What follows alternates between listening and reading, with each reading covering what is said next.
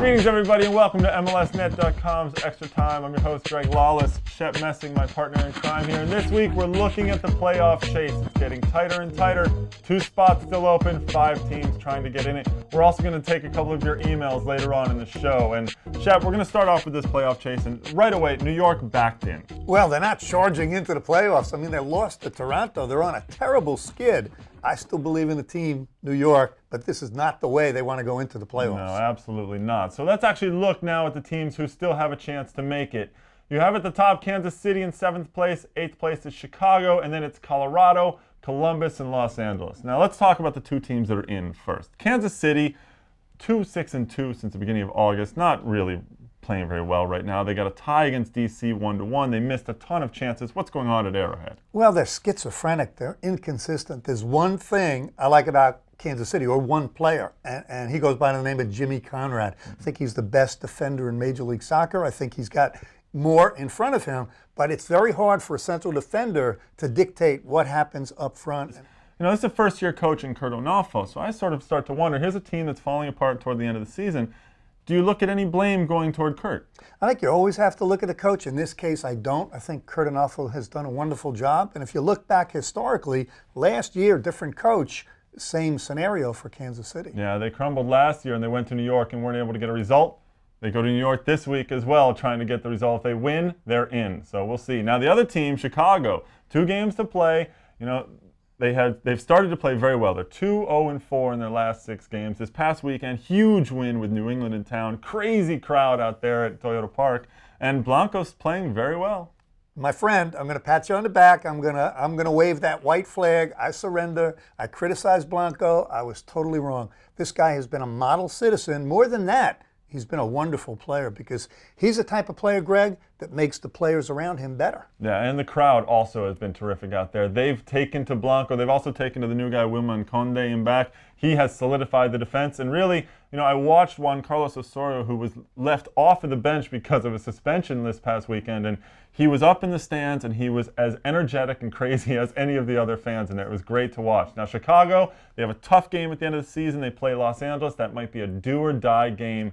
But, my opinion, I think Chicago gets in. The 3 teams that are on the outside looking into the playoffs right now are Colorado, Columbus, and Los Angeles. Now, Colorado, they got a win over Toronto this past weekend, but they ended up with 2 red cards by the end of the game. And are they really going to make it? Let's be honest. I've been rooting for Fernando Clavijo all year. An ex-teammate of mine. I'm a fan of his, but I don't think there's any way. I mean, you could point your finger a number of different ways. I think it's too little too late. Yeah, they just don't seem to have it right now. And they have to go to Chivas, who has not lost at home. Colorado, really, they're going to need as many points as they can. That's going to be a really tough one. Columbus, on the other hand, totally falling apart. They're 1-4-0 in their last 5 games. And without Barros Schelotto, they don't have anything, really. That's the point. Schelotto, where are you? Come back. We need you. Again, too little too late. What about their schedule? Yeah, they go to New England and to D.C. at the end of the season. It's going to be very tough for them. But the real story of the teams that are on the outside looking in has to be the Los Angeles Galaxy. I never thought I would say that a month ago, that we'd be talking about LA making the playoffs, but they are. I mean, if they win out, they're in the playoffs, unlike Colorado and Columbus, who will need help. LA has their destiny in their own hands. It's unbelievable. Think about that scenario 6 weeks ago, 8 weeks ago, everybody writing them off, including us. I'll tell you what, I give Frankie Yallop credit, and one guy that I constantly criticize, Landon Donovan, I give him credit. Second half of the last game they played against Houston, this guy, he just couldn't be stopped. No, he was Landon Donovan. He showed that will to win. Got back, tracked back, defended, won balls in the air. That's what LA needs to see from Landon Donovan for 90 minutes the next 3 games. Well, the question that comes up now is that David Beckham looks healthy again. Abel Xavier is healthy again. These are the 2 guys that they didn't have much success with. Obviously, David Beckham is a great player and is going to make the team better on the field. However, all the pressure comes back, and we've seen how they've capitulated under the pressure. What happens now? Well, look, you're a player, Greg. You know, the whistle blows. It really shouldn't matter about the cameras and the light bulbs. It shouldn't, but it does for this team. It seems to. I don't know. I think if Beckham certainly comes back and is healthy, I think LA has a realistic shot now, not only to get in, but I'll tell you what, if they get in. Well, if they get in, they're going to cause some problems. They could go all the way. Yeah, they will cause some real problems. So Los Angeles, they've won 4 in a row. They have 3 more games. The big one, of course, is with Chicago, because if they beat Chicago in that last game, if let's say they've won the 2 before, that might be the game, the do-or-die game for both teams in this case. And what's great about the league, you talked about it before, the electric atmosphere last week in Chicago. What do you think the crowd's going to be like for that game, Chicago, LA? It's going to be awesome. Let's hope it happens. You know, we need Los Angeles to win a couple games for that to happen still, but there's every chance that it's going to, and it's going to be a cracker. So every week, the servers here at ET are crashed by all the email that we receive. Everyone has an opinion about some of the things that we say and some of the things that we don't say, in fact. And this week, there was a question that came in from Spencer in the Woodlands in Texas, which is right outside of Houston, who asked, what do you think of the Ricardo Clark suspension, and why was Carlos Ruiz let off so easy? Well, Spencer, consider the source. You're from Houston, so I expect that.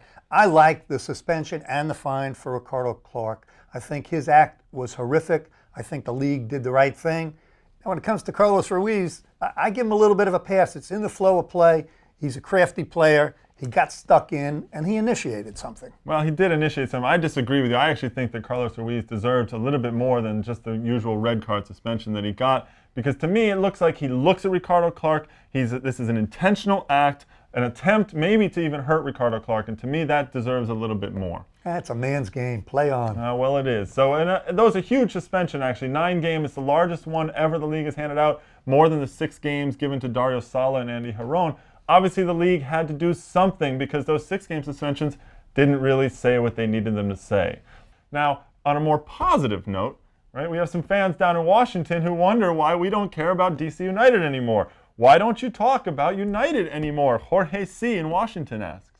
Jorge, we're both guilty. I mean, we are. Your team is great. True. I mean, they're really playing a wonderful brand of soccer.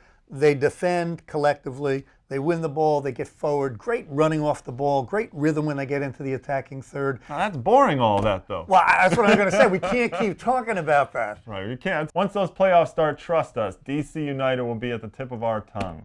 But unfortunately, there's no more to talk about this week. So if you have any questions, comments, opinions, whatever, email us at extratime@mlsnet.com. Shep and I will always try and get to those. We'll be here next week. Shep will be here, I'll be here, and we will take it around.